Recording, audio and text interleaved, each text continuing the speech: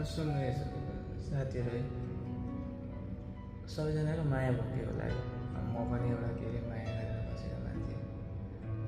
आज अब के भयो भने अब आज आएर उसले छोडिरहेको छ।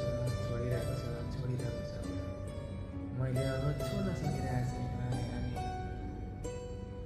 हेरौँ अब के हुन्छ। ऊ गइरहेको छ, म पनि पछि लागिरहेको छु। कति दिन लाग्छ थाहा छैन।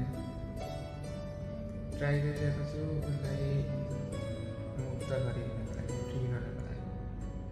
म पछि गएर उसलाई के अरे डिस्टर्ब गर्न खोजिरहेको छु। तर पनि हुन्छ नि 5-6 वर्ष कति वर्ष जति भइसक्यो रिलेसनको, अहिले आएर यस्तो भएको छ, नराम्रो भएको छ भने ट्राई गरिरहेको छु आफू पनि अगाडि बढ्नलाई। घरदेखि फ्यामिलीदेखि सबैजनाको अलिअलि गाली भेटिरहेको छु। हेरौँ के हुन्छ। जे हुन्छ राम्रै लागि होला। उसँग छुट्नु पनि एउटा राम्रै होला, या फिर मेरो लागि राम्रो, या फिर उसको लागि राम्रो। अहिले पनि बिहान उठिरहेर यहाँ भिडियो बनाउँदैछु। फर्स्ट भिडियो हो।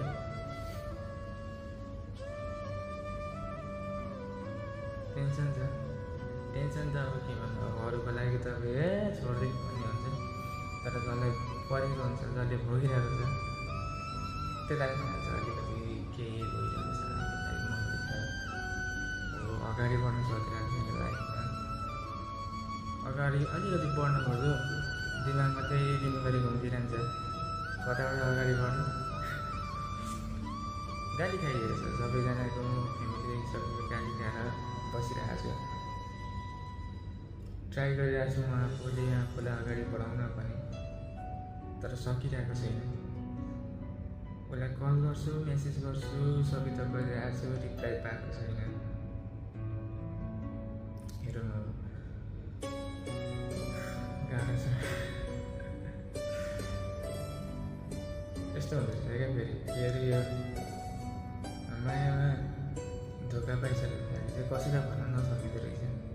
सबैजनाले के भन्छ नि, उनीहरूको कसैको रिलेसन राम्रो भइरहेको हुन्छ, कोही रिलेसनमा बसेको हुँदैन। तर जो रिलेसनमा अलरेडी टुटिसकेको छ, त्यो टुटेकोसँग मात्र कुरा मिल्दो रहेछ। तर टुटिसकेर मुभन भइसकेकोसँग कुरा मिल्दैन क्या। त्यो टुटेर मुभन भइसकेकोले चाहिँ के भन्छ नि, भाइ यस्तै हो, अगाडि बढ। तर त्यसले अलरेडी फेस गरेको हुन्छ नि त, कुन सिचुएसनमा गुज्रेको थियो त्यो। मेरो पनि त्यस्तै भइरहेको छ, अलिकति गाह्रो भइरहेको छ। ठिक होला एक दिन।